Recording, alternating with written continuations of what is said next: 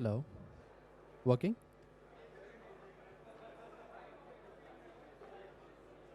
Yes. Everyone, please wear their headphones. About to begin. We are about to begin. Can everyone please wear their headphones?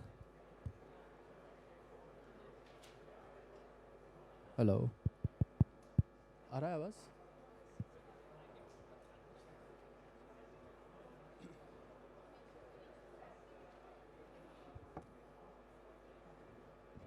Can you hear me? Can you hear me well? No?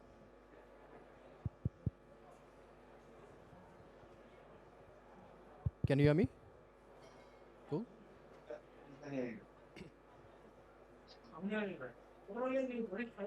Okay. I'll ask people who are standing up to take a seat, please.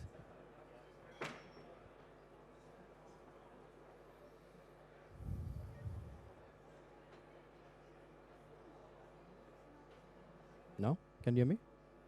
No?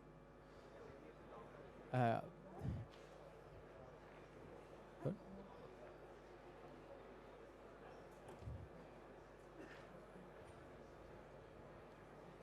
Okay, let's start then. Hello, everyone. Thanks for being here. Welcome to the session on India's electric mobility leadership. I would once again thank everyone for having their time here with us. It's the 10th day of the COP. Of course, we've gone through a long way, and thanks for being with us thus far. My name is Atul Mudliar. I'm the Director of Systems Change at the Climate Group in the India office. A bit about the Climate Group. The Climate Group is a international not-for-profit organization. We are based out of London and have offices across the globe, in Delhi, in New York, in Amsterdam, and Beijing as well. As a not-for-profit organization, our objective is to accelerate climate action fast and do that in a way which is just but also prosperous for all. As the Climate Group, we have two specific stakeholders that we work with. One of them is businesses and corporates, and the second one is subnational states and regions. So that's where we specifically act. At the Climate Group, we are also a network of around more than 500 multinational companies as part of the work that we engage with businesses. And all these 500 companies operate across 175 markets globally. Climate Group is also a network of subnational governments, and we operate the network through something which is what we call as the Under 2. And Climate Group is the secretariat for the Under 2 coalition. The coalition is a network of around 270 states and regions. Again, the objective is to drive climate action fast. We are here today, and we are hosting this event alongside with the Sustainable Mobility Network. The Sustainable Mobility Network is, again, a collective network of around 20 civil society organizations, and we operate across markets and geographies. Climate Group is one of the partners of the Sustainable Mobility Network. We also have our partners in Climate Trends, Purpose, and Asar with us today, who are hosting. And of course, I would thank them for being a part of the program today for us to be setting this up. We'll hear a bit more about what the SMN is, which is the Sustainable Mobility Network, from our colleague Sanjeev Gopal, who will tell us a bit about how the network operates. I wouldn't want to miss but to mention the role of the Women Business Coalition, which is, of course, the coalition partners of all business civil society organizations. And Climate Group is a long-standing partner to the Women Business Coalition as well. So we would love to thank them and take this opportunity, appreciate all the efforts that they have put. This is a lovely venue for us. So thanks, Will, for putting this together. What are the objectives of the event today? Clearly, there are two parts to it. One is, of course, we would love to take some time and,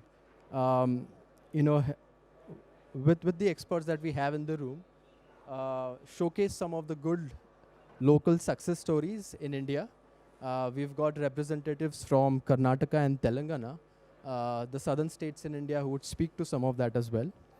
And then we'll also want to use and spend some of the time to learn about the good practices, the success stories of what's happening internationally, what's happening globally as well.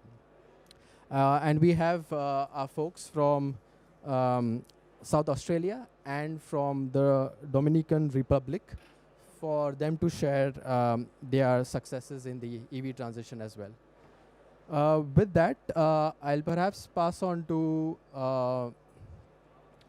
sorry.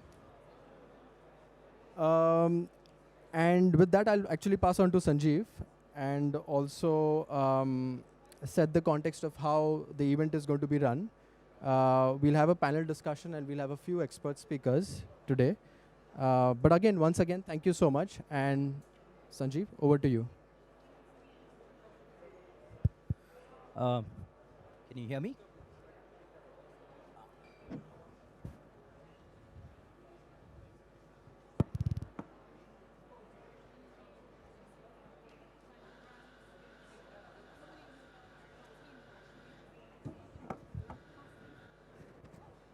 Can you hear me better now? Perfect. Bit of jugglery with the mics, like always. I'd like to echo Atul and once again a very warm welcome to all of you. Thank you for making time for the event today. I know it's the 10th day and conversations and everyone's schedule, I'm sure, has been very full. Hopefully over the next 45 minutes to an hour, you'll get to hear a story about positivity, story on positivity, hope, and actually practical, measurable, impactful action that's actually happening on ground through pioneers from state governments, the industry, as well as civil society. I'd like to echo Atul also in thanking the Women Business Coalition for enabling and supporting the hosting of this event at this very nice pavilion. So maybe in briefly setting some context, the Sustainable Mobility Network is a bit of a network ecosystem of over 20, actually we are over 30 civil society organizations that works across geographies as well as issues in the space of transport and mobility. As a network, we are committed to inclusive, accessible, people-centric mobility solutions that includes but goes beyond electrification of the transport system as such. In terms of the configuration of the network, we cover multiple specializations. So there is work that happens around policy design and support and enabling of policies and action that follows that. There is, it's a network that is rich in capacities and competencies on strategic communications, topical research, public engagement and outreach, and advocacy as well. We are present and working actively across 5 Indian states at this point of time: Maharashtra, Tamil Nadu, West Bengal, Delhi, of course, and Karnataka, and slowly looking to spread to other parts of the country. We are committed to solutions and being part of supporting solutions on ground across these geographies and elsewhere in India. In terms of, before getting to the bell of the ball, the e-mobility in itself, I would also like to plug in a little bit to say that the work that we do is also really looking to support improvements on mass transit systems and public transport systems and improving last mile connectivity in that context, and also kind of enhancing public spaces for non-motorized transport, which is more people-centric in terms of cycling and walking. The reason I emphasize on that is also that our approach is not about a substitution of one vehicle, an ICE vehicle with a EV vehicle alone, but it is really looking at the transformation of the mobility system as a whole. On the e-mobility side of it in itself, we cover multiple dimensions. One part of it, and maybe to pick on a few examples and some of the successes that the network has had, led by different organizations with working within this network.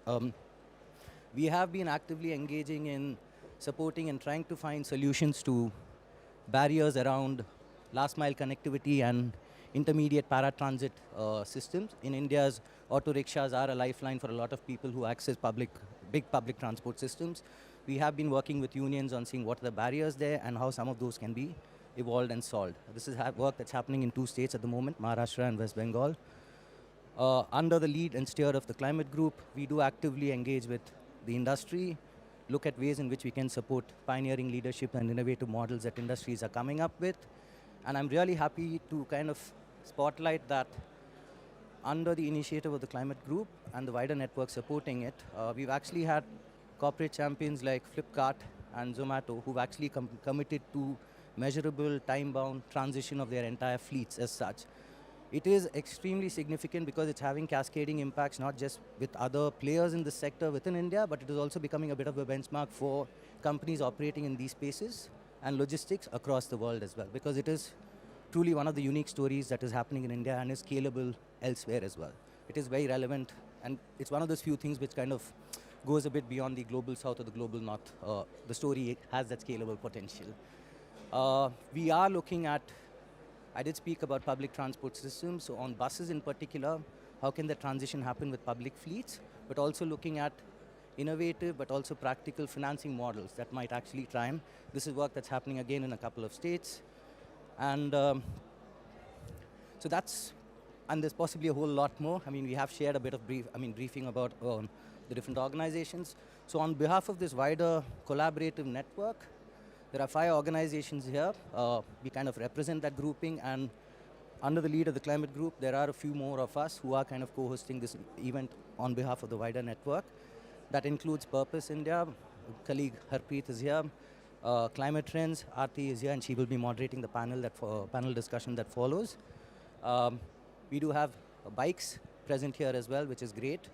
And myself, I represent an organization called ASER, Social Impacts, and we also have the Clean Mobility Collective, which is, I guess, a partner which aligns the national with the global and international and the regional, like where the cross-pollinations can happen and where these successes can kind of scaffold and build further. So I'll stop there with a bit of an introduction on the network and the kind of scale and scope of operations. I would also like to really thank our esteemed and extremely expert-loaded panelists who made time to be here today. So before we get into the panel discussion in itself, and before I hand over to Aarti on that, we have Dr. N.B. Prasad from the government, Secretary to the Government of Karnataka from the Transport Department, who's unfortunately, he's not been able to be present here physically, but thank you so much, sir, for joining us. I hope I'm audible. And yeah, you're audible. Thank you for welcoming. So I'm going to hand over to Dr. N.B. Prasad to share some of the highlights on the unique story of Karnataka, both from the electrification perspective, but also the just perspective in terms of taking people along who are actually driving the economy in this space. Over to you, Dr. Prasad. Thank you. Good evening, all of you. I thank Asar and for giving me this beautiful opportunity to address you in this international forum. So, Karnataka is one of the southern states in India, and as you all know, Bangalore is its capital, and it is also the IT capital of the country, also known as Silicon Valley of the country. Bangalore city has a population of around 14 million, and recently we did a study where we have found that vehicles are proliferating much in the city, and almost vehicle numbers are coming equal to the number of population in a year. So, which is not a good sign, and which is a very worrying sign. So, to tackle this kind of issues, Government of Karnataka along with Government of India are introducing various measures to reduce this congestion, reduce this air pollution. So we have our own city transport corporation, also known as Bangalore Metropolitan Transport Corporation. So ideally, we should have at least more than 10,000 buses, but it is running under 6,500 buses, of which more than 1,200 buses are EV buses. Thanks to the various policies that has been fostered by Government of India and state government, so we are able to transition at least about more than 1/10 of our fleet in the entire state is EV buses only. Further, we are also proposing another 5,000 buses to be inducted in next 3 to 4 years, along with the support of Government of India, and hopefully we will be able to at least revolutionize the entire bus fleet in the Bangalore city by 90% of the electric fleet by 2030. So that's our aim, and we're also expanding our charging infrastructure so that more people also adapt the electric vehicles. And in fact, Karnataka state is the first one to release EV policy way back in 2016. That has created a lot of impact. And as you see, in the year 2022, we have around 95,000 vehicles for electric vehicles for purchased and registered in the state of Karnataka. And it has jumped up to 1.52 lakh EV vehicles, including bikes and cars, in 2023. Hopefully, this year we are increasing. We are hoping that EV penetration will be further more. Not only public transport, we are also saying that the old and rustic vehicles which are unable to fly or which are not suitable for fly are also being scrapped so that the vehicle health of the vehicle fleet is further better on the roads. So apart from this, we are hopeful that further support from the other organizations also will improve our EV penetration adoption in the state, and hopefully will be the forefront and will be the front runner of the entire EV transition in the country. So any more suggestions, and we are eager to learn and adapt to such kind of policy that has been adapted in other similar cities, and it gives me a wonderful opportunity to listen to you. Over to you, Sanjay. Thank you so much, Dr. Prasad, for that. I mean, just before I'm handing over to Aarti, just a logistical check. So, will you be able to stay on for a while, for about another 15? Yeah, sure, sure. I will be there. Perfect. Thank you No so problem. much. Over to you, Aarti.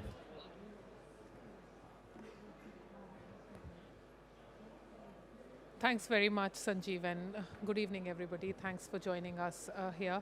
May I dive in straight into our panel and invite all of you to please come up on stage. We have with us today Mr. Swaroop Banerjee, who's the Vice President at JSW Group, Mr. Gopalakrishnan VC, who is the Director of Automotives and EV at the Government of Telangana. We have Aslihan, who is the lead and head of transport at Clean Mobility Collective. And we have Ms. Pamela Abreu, who's a member of the National Council of Climate Change for the Dominican Republic. Am I correct in understanding that Carleen Mewald, who's from the South African Water Commission, is here or join? Could you please join us as well, and could you please have your seats? I hope it's not too inconvenient, and I would be better off standing with my broken hand. No, it's fine. I will take the chair when I want to. But as Sanjeev said and Atul did, it's pretty evident that the push that the government of India is giving to electric mobility is not in a silo. It is pretty connected to the government's overall vision of net zero, along with the push to renewable energy and clean power.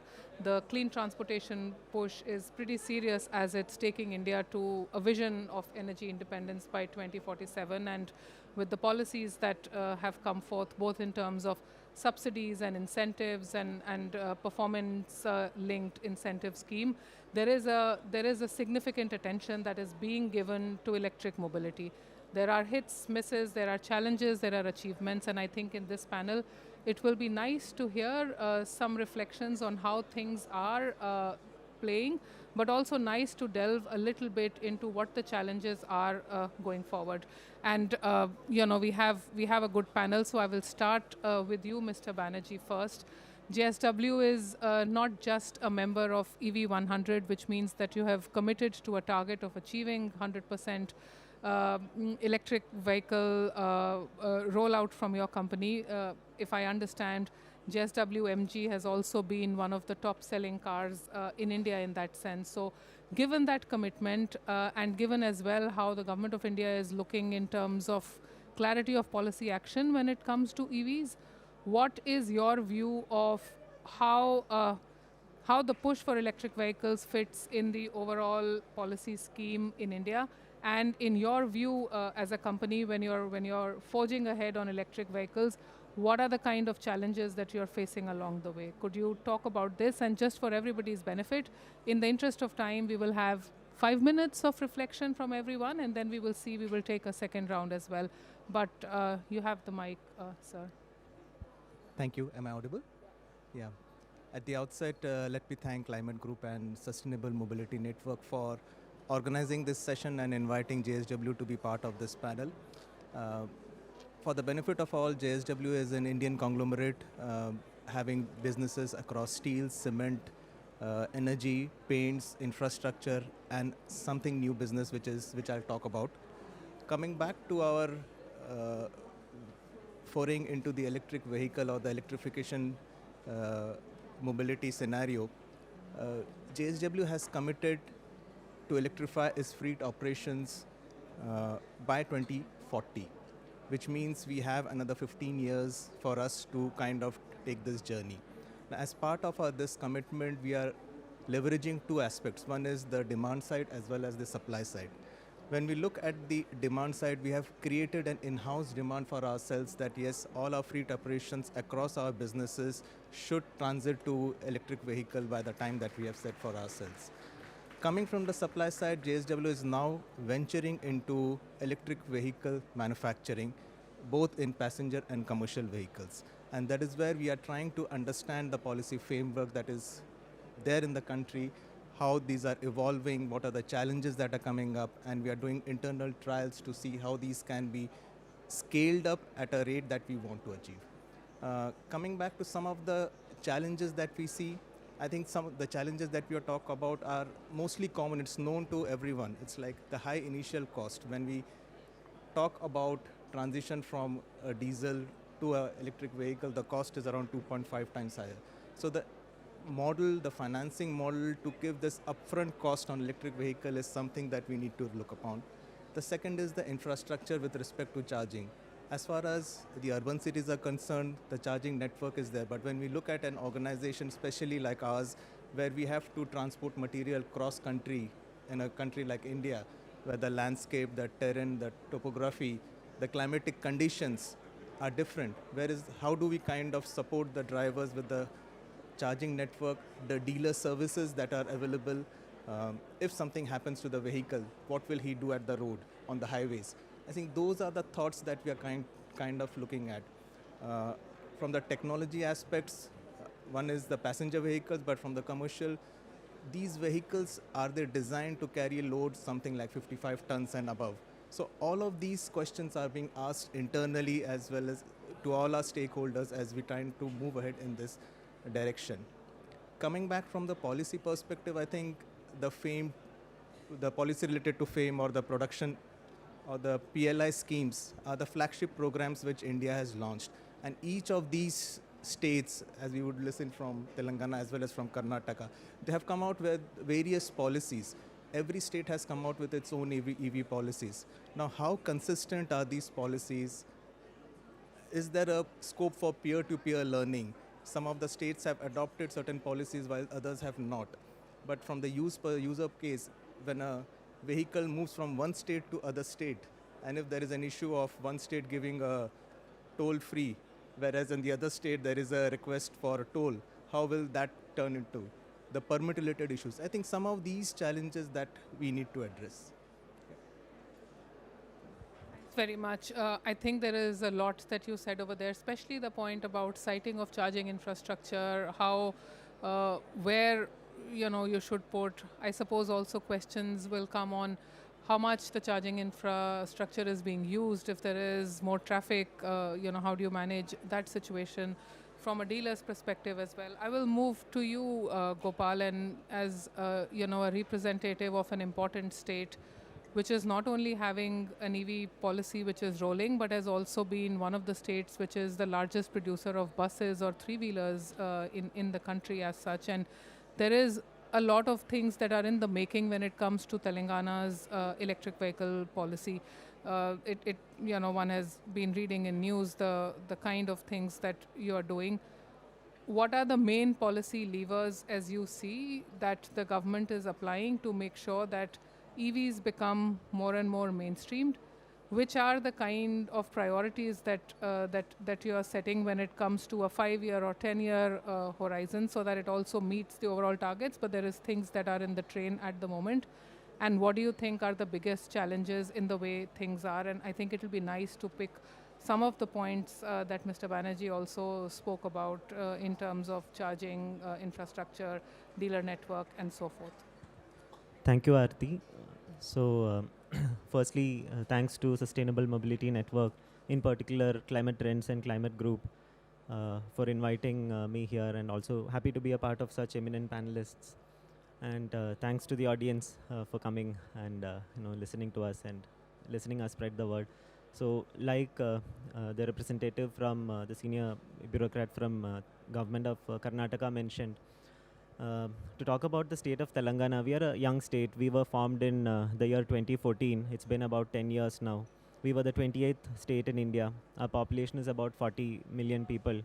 And the main city of Telangana, which is called Hyderabad, has about 7 to 8 million people.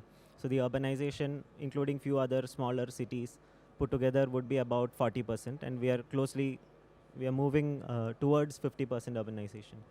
So now when you look at it from that point of view, the number of vehicles on road in the cities, how congested that can make it, etc. Government of Telangana also came up with this electric vehicle and energy storage systems policy in 2020 September. So the broad categorization that we did was subsidies to the manufacturers, incentives to the end users to adopt EVs, and also the charging network.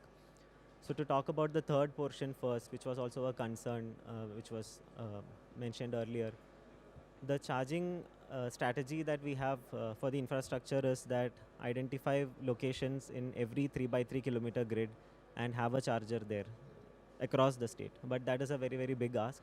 So initially we started with just the city of Hyderabad, and we categorized the city into 4 different portions. And within the main portion where we have a lot of IT happening, information technology companies, a lot of IT parks are there, we've kind of already set up a good number of chargers. So in Hyderabad, we already have about 200, 180 charging stations. And the next thing that we did was to also identify where all we can have charging hubs. So about 100 plus chargers in the same location. So this company called Glida, which is the earlier Fortum, a Finnish company, they have set up about 103 chargers very close to the airport. So that is just to answer the issue or the challenge that we have on the charging side. But there are more things that is the reason behind not having enough charging. One thing is the land rate in Hyderabad is very high. So to have some particular land assigned for setting up charging stations is actually very costly, and you could do more things in that land than to have a long term this thing for a charging station. So those are the other issues. So under the policy, in the second bit that I mentioned was the incentives to the end user, which has been very prominent in actually having about let us have about 1.2 lakh EVs on the road today. So here, for the public infrastructure, the entity under the government, which is called TGRTC, that is Telangana Government State Road Transport Corporation. So under this entity, we have today about 220 electric buses. So from 2019, we've had 40 buses ply between the airport, the Hyderabad airport, and the 5 different points in the cities. And adding to that, we have some intra-city buses. Recently, we've added from JBM and Electra, and some intercity buses connecting to the next nearest cities outside Telangana. So there also we have some buses. And the next thing that we are planning to do is to have additional 2,500 buses in the next 1.5 years. So already orders have gone to these companies that I mentioned, and we are waiting for the delivery. So under Telangana, Hyderabad is of course the main city, but there is also Warangal, there is Nizamabad, etc. So for each of these bus depots, we have identified how many buses should be there and what will actually work out, where all the charging stations should be. And what we are also doing is considering electric trucking as one of the prominent things. And over the years, we have tried to understand who are the OEMs who do electric trucks, who are the end users, what are the logistic service providers, and how to connect them and start some trials so that they also have a lot of data and the economic sense, whether it is there or not, to move towards electric trucking, etc. We are also working closely with JSW on the cement side of JSW. So all of this put together, I think a good pathway towards making Telangana more green and more electrified is already happening. And of course, there is this upcoming policy where we have also mentioned more things. So earlier in the last 2-3 years, what we were giving on the adoption side was only the road tax waiver and the registration fee waiver. But we had identified almost all the categories. Now we had a volume limitation for each of the vehicle segments. But now, just a couple of days back, it was announced by the government, state government, that we are going to give this irrespective of the numbers for the next 2 years. And from there, we might give some kind of a restriction. But now it is a commitment that there is no volumes that we are looking at, but it is open for everyone. And also on the permit side, which was mentioned earlier, I'm hoping it is the 3-wheeler permits, maybe that was the issue. So on the three-wheeler side, within the Hyderabad city, there was earlier an issue that you should not have more than 1 lakh three-wheelers plying within the city. So now for electric vehicle penetration in the three-wheeler segment, we are completely taking that permit system also out of this particular issue, so that there can be more electric vehicles registered within the Hyderabad city. So with that, I'll pass on.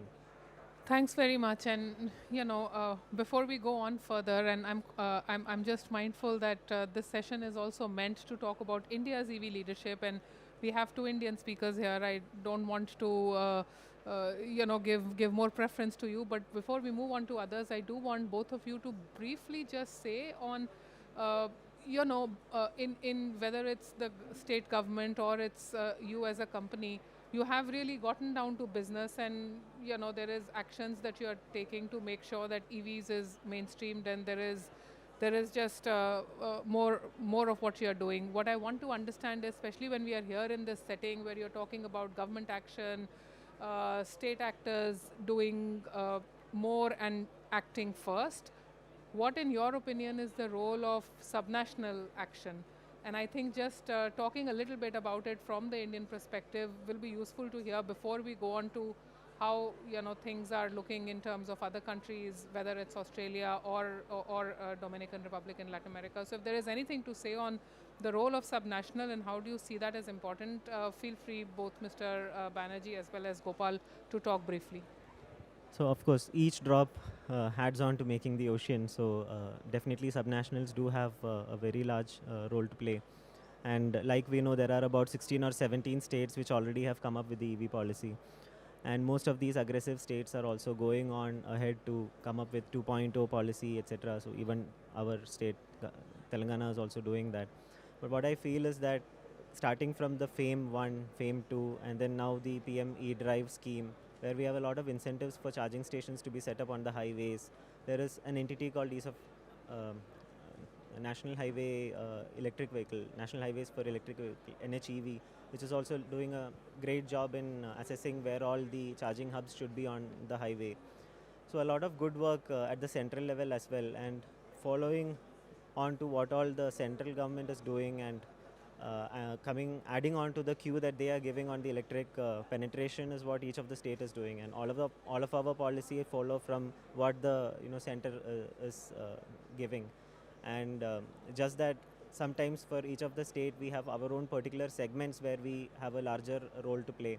For example, like Aarti mentioned earlier, three-wheeler manufacturing or bus manufacturing. So for that purpose, we make something at a cluster level just for ourselves, so that that particular thing is taken care of. For example, we have something called Telangana Mobility Valley that we are creating, where we have identified the pillars and what all can go under it. There is a manufacturing pillar, there is a skilling pillar, there is an innovation pillar, and finally there is a testing and validation pillar. But of course, I'll talk more about it later. But each of us are doing what we can at a state level. I think if you look at all the policies, state level policies that have come out in India, they can be bucketed under three groups, I would say. The first is generating the demand. The second is creating the charging infrastructure and the network. And the third is industrial development. Now, from the perspective of each of the bucket that we see, the first one talking about generating the demand. The first is how can we motivate the customers or consumers to change from the IC engines to the EV. I think it requires a lot of awareness and obviously the anxiety which the consumers have related to how to use it, etc., the charging issues. So how that can be overcome so that the demand can be increased with respect to electrification. The third one, which I was talking about, industrial development. A company is trying to set up a EV manufacturing facilities. How that process can be simplified so that the adoption or the manufacturing process can be taken up at a faster pace. Battery technology, which is the key in the entire EV thing, is how the cost of battery can be reduced with the help of research and development and advanced cell chemistry. I think these are the things that each state should be looking at and kind of supporting the EV journey. Thanks very much. I think you laid out very clearly. I was distracted for a second, but I think how you said about generating demand, I mean, it is quite it's going to be a slow process on how consumers will eventually find value in buying an e-car, and we are already seeing that it is shifting. But from the state's point of view again, the sequencing on how things will happen will be important. Maybe public transport and buses before we eventually move to e-cars, and all of that is still fine, because in the end, if we have to make a transition, then a few things have to move in parallel, and at some point they will come and combine, and we will see an overall result. But I was asked, Mr. Prasad from the government of Karnataka is also online, and given how much Bangalore city as well as Karnataka is working on electric vehicle policy and trying to also catalyze its industry. Any views that you may have, Dr. Prasad, after you have heard JSW and Government of Telangana, please feel free to come in briefly, and then we will move on to some of the other international speakers. 2016, after Karnataka has passed this EV policy, the same policy has been almost replicated in other states also. And over years, government of Karnataka has also updated this policy. And as you said, the major point that we need to address is we are all dependent on single source of batteries. So the prohibitive cost of the EV induction, each bus costing more than 1.74 crores Indian rupees, is the biggest hurdle in the EV transition. And moreover, the technology is improving so much, and so that in once in 5 years, the range anxiety has come down, but still the prohibitive cost of batteries has hindered the EV transition at a faster pace. So this has to be addressed at our level, wherein all kinds of this manufacturing has to happen in India only, and dependence on the other countries for this EV transition has to be reduced. This one issue, if other developing countries can look into it, can help a lot. Especially R&D activities in the battery cell and fuel cell has to go up. This is one issue that I want to bring it to this forum. Thanks very much. I think it's quite clear, just the aspect of strengthening the EV ecosystem in the country, so that the dependence on supply chain across globally is minimized, and you can also ramp up manufacturing industry. I think there is an aspect of skilling and jobs here as well, which will all play a part. But we have to shift gear. Thank you, Dr. Prasad. Please do stay with us if you can, and hear some of the perspectives of our international speakers as well. I will move on to you, Carleen, and you are from South Australia region, and I would imagine, sorry, my limited understanding, but I would imagine there is a trajectory that has been laid out by the government on how EV transition is looking like in your region, but also in Australia in general. So is there anything that you would like to talk about, which will, and listening some of the perspectives from India, how do you think there can be things that can be common, or is there lessons to be learned? Are there things that you think are success stories that have happened in your region? Will be important to highlight, and I will just combine my other perspective. Feel free to answer it now or later, but there is also the aspect of supply chains, and Australia is a big region where extraction of critical minerals is still going to be important. Is there an aspect in the India-Australia free trade agreement where India can benefit from? Is there anything over there to look into? Yeah, I think those are my two questions, but feel free to take them in whichever sequence. Thank you very much. And once again, thank you to the organisers and for the invitation to be part of this esteemed panel, and I really appreciate it. South Australia is a leading renewables state in Australia, and we're heavily committed to achieving the targets that have been set by our national government. The South Australian government is a subnational government. Our state is around the size of France and Belgium put together, so it's a very large state with 1.7 million people, so very small population. So the tyranny of distance for us is very challenging. But just to get a little bit of the scene setting about South Australia, we're currently sitting at about 75% net renewables in our state.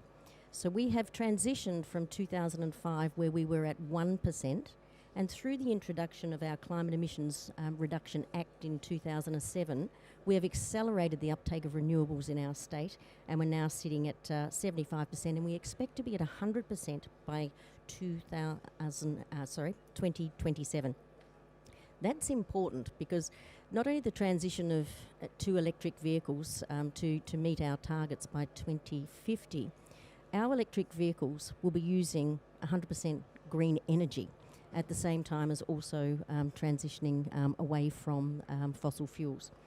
So we're looking at currently in South Australia, about 30% of our total emissions come from transport, the transport sector. So it's a very important sector for us to pay attention to.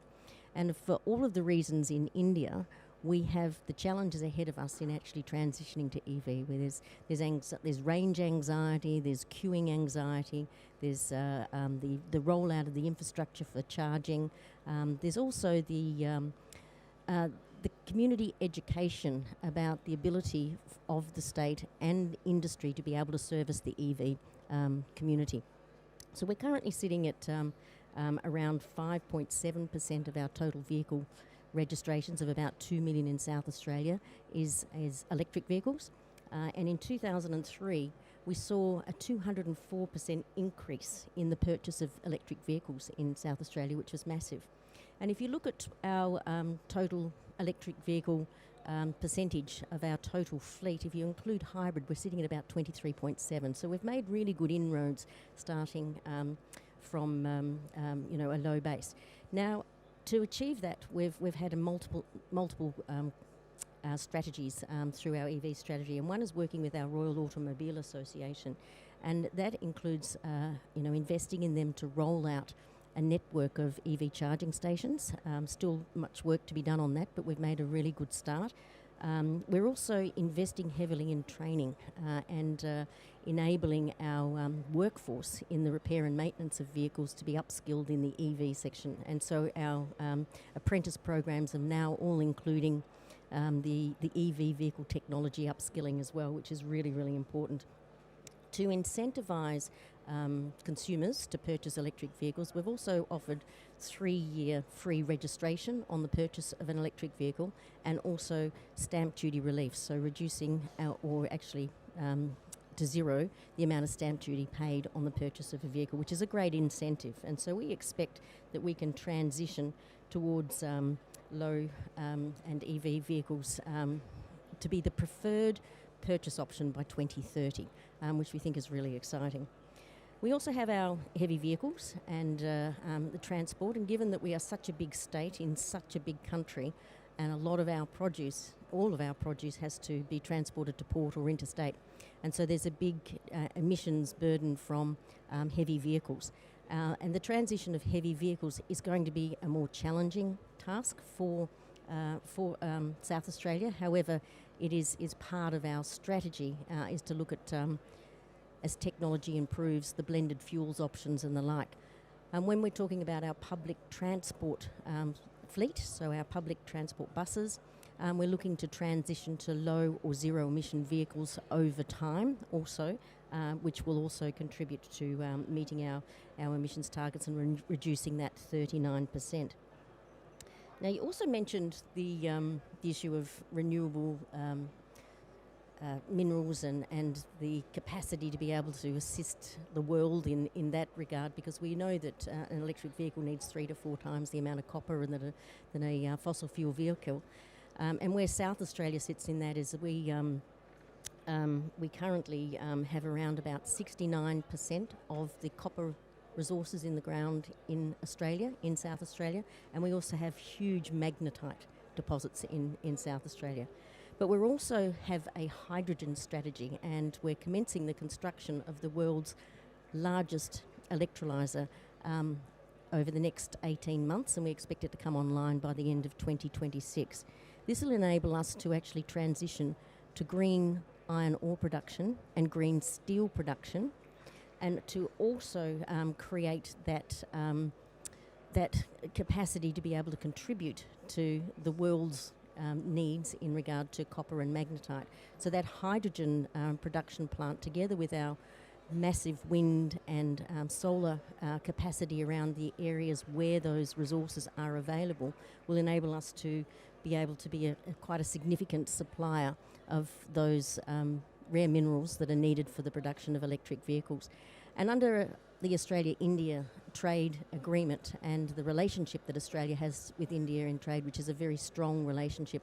We see that only getting stronger, and what we can gain through our collaboration is beneficial to both countries, because the work that you're doing and the work that you're doing in the development of electric vehicles and our need for electric vehicles and electric vehicles' need for those rare minerals, there's opportunity for significant trade benefits for both countries. You, I think, clearly very inspiring on how you're leading by example and doing the right thing, and the way you have linked the renewable energy transition and the electric vehicle transition and the green grids, because it's a very alive debate in India on when you're turning to electric cars, are you shifting the pollution from the smokestacks to the tailpipes? And I think you're trying to address at least part of that, but also quite sobering to hear that we are at a moment here where countries are negotiating big stuff, but the reality lies in just having some clear, consistent policies and taking them from start to finish, and I suppose just delivering on what you have committed and making business and investment sense from it. So thanks very much for your perspective. Thank you. We'll move to Pamela Abreu. Thanks, Pamela. You, apart from being an EV enthusiast, which I would assume you're also the member of the National Council on Climate Change, and you've heard perspectives so far. Dominican Republic, a unique country in Latin America, but still taking a lot of strides, actually going ahead of others like Mexico and Colombia when it comes to electric vehicle transition. What's that story? How does that come about? Where is that inspiration? And what's really happening on ground in terms of policies that you're linking up so that it stacks up to a real good EV transition that's going underway? Thank you so much for this opportunity to speak. Sorry. Well, today it's very nice that I have received this invitation, because I was in other negotiations since we were talking about that. I might say I work with a mitigation department from the National Council of Climate Change, and I've been very involved with the policies related to transport mobility instead of sustainability. And in that sense, one of the things I would like to say is, first, the country is a small island developing state, which means the main priority is adaptation, it's not mitigation. Although we recognize through mitigation we can reach a lot of things in adaptation. It's a co-benefit, and with the transport sector, basically we can reach better clean air quality, in that sense reduce the disease of some types of illnesses. From that point of perspective, the government is really interested in promoting sustainable policies and ensuring this transition to e-mobility, because it has a huge social impact for the country. And in that sense, at the same time, we already have point out 4 mitigation options in our national determined contributions related to that e-mobility, not only for buses and EVs as individuals, but also for metro, cable wires, and other aspects. So far, we already have our metro, and we're looking at extending the lines for 34 kilometers. Our country is 48,000 kilometers square. We are a population of 10 million, which is quite interesting because our space is small, but the amount of the population is huge, which leads to congestion also on the traffic. So the focus of the government is massive transportation. We're looking at different type of mobilities that actually can move more people in a short time, instead of promoting, even though we have law for incentive in EV individual vehicles that are electric, we look forward to promote sustainability from the massive transportation. In that sense, we just on COP that was on Sharm el Sheikh, the National Council of Climate Change signed an agreement with the global MOU with the CalSTART. I don't know if you have heard of it, but basically it's about reaching the 30% of this EV transition by 2030. And as part of our NDCs, we already stated that. And as part of we have a national electric mobility strategy that was made by the National Transport Institution that already established the same goals and subdivided into 10% for the individual vehicles, so the transition for private vehicles to 10% electrical, and then we have 20% that is more related to the buses, which is now what we're working on. And recently, from last year, we have worked with Aeroclima program, which is from the European Union that has extended to Latin America and the Caribbean. And we already start working with the policies that should be made in terms of what's next, infrastructure, in terms of which are the priority areas. We already have 150 buses, but they work specifically for transporting students there for schools, to their schools. So that they're electrical as well. But as you were mentioning, we have, as a small island developing state, we're facing different problems at the same time. So we have the electric generation that we have to ensure that comes from renewable completely, not only just transferring indirectly, but at the same time, we have to raise the awareness of the population that is safety. And I think with a message by sending the kids through this 150 electric buses, it has been the starting point this year. And it's a way we ensure the whole population that it actually is something that you can work on. And yeah, we're also working right now to expand the concept of e-buses to an integrated sustainable mobility, which includes active mobility, which means e-bikes or other types of mobility, and how can we ensure the whole route is actually covered with different types of transportation, because previously we would just focus on the main capital, which Santo Domingo, and the other big one, which is Santiago. And now we're considering the expansion of all the people, how they can actually move from one point to another. Thanks very much, Pamela. And clearly, you know, if your goals are realized, which they will very much be, it's not just for the sake of emission reduction. How much contribution does a small island state has in that way? But it's so much integrated to just a better quality of life for people, and the way, you know, it's integrated transport and how much it means for sustainable cities. I think it's a clear example of what you're doing. I will move on to our last speaker, but also the most important, really, to bring that perspective together. Aslihan, you are the lead of transport at the Clean Mobility Collective, and you know, a collective that it is. You're looking at the global scenario, and there is also investments that you're making in countries like India, especially on aspects of last mile connectivity. There is, you know, the work that could be done with the gig economy on how that can be transformed to electric vehicles. But as such, there must have been a lot of perspectives that have crossed your mind when you hear everybody speak. So why don't you bring everything together? Why don't you share what the global lessons for you are, and how do you see your impact of operating in India in the time that you have? Thanks, Arti. So Clean Mobility Collective is a network of about 80 organizations that are working on several issues, including active mobility, public transport, but more relevant to this conversation, on fleet electrification, and even more specifically on last mile deliveries and light-duty vehicles. So we have been working on this topic for about 3 years and really bringing together different perspectives and different views. And one of the important things to mention here, and I'm really incredibly pleased that SMN has invited us for this really esteemed panel and our opportunity to be able to speak after all these wonderful speakers. Because, as you know, commitments are so 2010, right? Like we have been there. Quite a few of us have seen several different countries, cities, and companies making commitments. But it's significantly more important that now that we are following through them. And all the speakers today has been spoken about how they follow through. And it's really especially wonderful. I'm coming from Amsterdam, which is it's about 1 million people in the city and 18 million in the whole of Netherlands. So really listening all these examples from Karnataka, from Telangana, and also GSW, as well as all of you guys, and the size of France, Germany. So it gives really perspective about all the achievements that these speakers has been working on. And I want to talk about specifically 2 examples from India that we didn't have a chance to necessarily cover here. One is the commitment from both Flipkart and Zomato for 2030, zero-emission vehicles for 2030.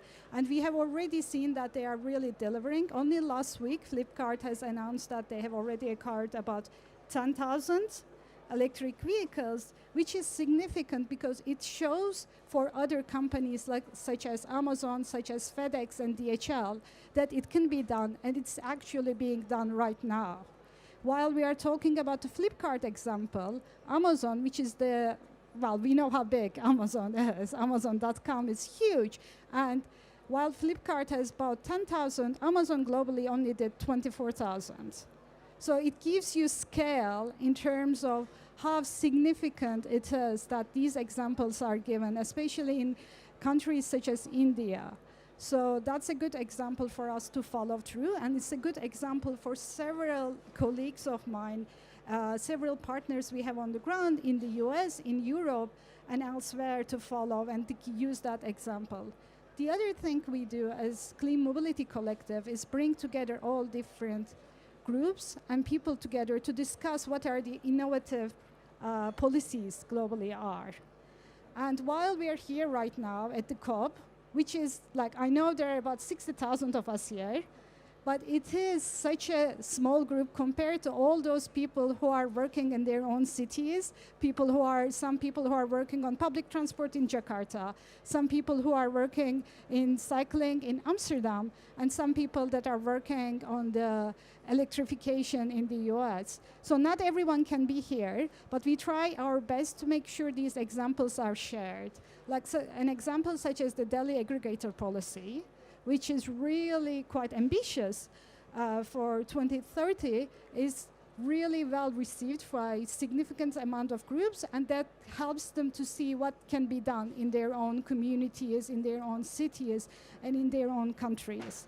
So this is what we are really working on, trying to bring that intersection, and examples such as from your own countries and your own companies really gives us the opportunity to be able to talk about those, and for many, many groups that we are working with to demand that action from their own decision makers.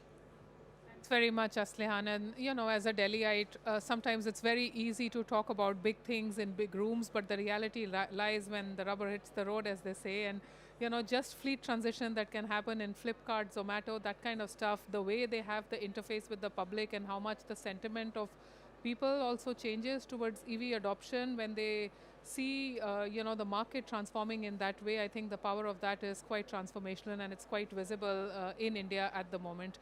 I have to close the panel, but I wanted to check if there is scope for questions here at this moment, or should I, maybe I will open the floor for a couple of seconds and see if anybody wants to take the mic and share a perspective, and then I will pass the mic on to my colleague Harpreet to draw this to a close. And yes. Yeah, hi there. My name is Charu Manchanda Nair. I run the UN Association in Portland, Oregon in the United States. I was at the World Bank transport session earlier in February, and I was curious to know how, especially India, leading in this wonderful way, and thank you for sharing those, is actually creating very virtuous partnerships and continuing to stay ahead of the curve, not just in the last mile or the first mile, but in a very ecosystem format. And with these new technologies that are coming on, with combining some of the technological frameworks with the Silicon Valley, etc. How are we doing a convergence strategy that's happening with many different technologies? Thank you. Thanks very much for your question. Maybe a rapid fire, Gopal and Mr. Banerjee both, on how the whole ecosystem approach is looking. So, I can talk about at a state level more confidently. Of course, at the national level, the same is being thought out, and there is also a thought process to bring a lot of partnership.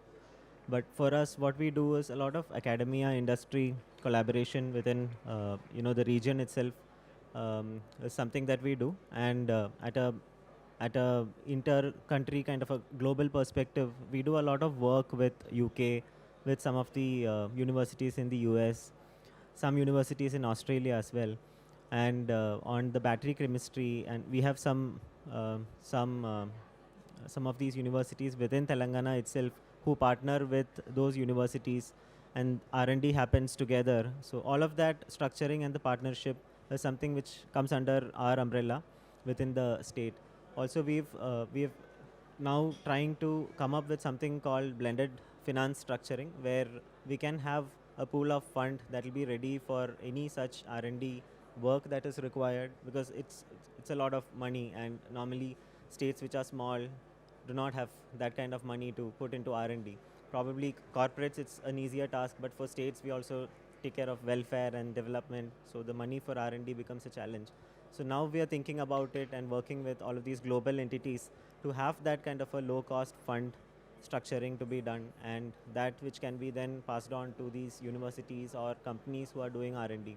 And within our state itself, there is one very renowned company called Amar Raja, and they are into battery cell manufacturing. So there also we have attached them with one of the academia internally, and also at a global scale with some couple of universities who do a lot of work. So similarly, we are doing some things on clean technology, but money funding is where the whole matter is actually. Thanks very much, Mr. Banerjee. You can have the last word, and then I will close this panel.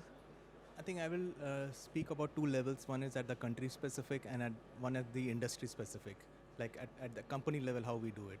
So from the country specific, if you see, we have the national mission of electric vehicle, which is being directly under the Prime Minister's office, which is being run, and where we have the Ministry of Transport and Communication bringing in all the stakeholders at the national level to see how this can be driven, where we have the R&D, we have the OEMs, where we have the biggest users all coming and sitting together, and the biggest logistic service providers there. And there they kind of try to bring this topic and kind of simulate what kind of things are required to enhance the adaptation. And at the company level, we are doing on a smaller scale the same thing. We sit around and kind of with the help of Climate Group and some other associations, we are trying to design pilots at our level where we're trying to bring in all the stakeholders, the logistics, service providers, the drivers, and see how that design can be made and run pilots to see the learnings from there. So at both the levels, we are trying to adopt an approach where we get the stakeholders together and work along with them. Thanks very much. I mean, I will close this now. It's pretty clear that EVs is not just a sector-specific approach in the country. It's pretty integrated. It sits in PM's PET mission. It sits in various other emission reduction initiatives, and I think it sits in policy and public mindset. Thanks for joining us, but I will pass on to Harpreet to formally close us and wrap up the show this evening. Thank you, Aarti, and thank you everyone for such a rich insight. And just as Mr. Banerjee just said, the EV journey and adoption is going to happen with collaboration at so many levels and with so many stakeholders. And I think this panel is just a great representation of all the different stakeholders that we each learn from and share our experiences with representation from industry, government, different countries, civil society, that I think that this has been such a rich discussion. And I think what's been most inspiring to me, as I think other panelists have mentioned, is there is real action. It is not just talk. And I think this is one of the massive strides we have all made globally, clearly not just in one country, but in multiple countries across the world, where we're really moving these commitments into real action on the ground. And what was clear to me through the conversation was that it is not just national commitments, but the importance of subnational work that each of you are driving at state and city level is so important. And interestingly, I thought that even the barriers and the challenges each of you mentioned, despite coming from totally different contexts, different regulations, different policies, different commitments, seem to be similar. Whether it's demand generation, it's the infrastructure, charging infrastructure, it's the battery technology, or it's the supply chain. So clearly there is lots of room for cross-learning, cross-sharing for us to keep moving on this in a very accelerated way. Definitely very inspired by the journey that India's taken, and thank you very much for representation from Karnataka and the Telangana states in terms of also the movement that is being shown in support of the national government, but also the very progressive moves in moving that into action, as well, same that we heard from Dominican Republic and South Australia. Thank you to JSW for everything that you are leading and ensuring that the industry that is there to support. So with that, I would love to I will close this session. Thank you very much to the audience for listening and being very engaged in this whole conversation. Thank you to the We Mean Business Coalition for the space, to the Sustainable Mobility Network and Clean Mobility Collective in enabling us to host this event, and the various partners that are behind the collectives, the coalitions, each of the work that all of you are doing. I know it doesn't come alone, so thank you to everyone in pushing this through. Thank you very much, and thank you to the organizers for helping put this session together. From the team, we've got Altaf, Siddharth, Sudamni, Ashraf, Atul, who have really worked hard to bring us all together for this conversation. So thank you very much. Thank you for your time.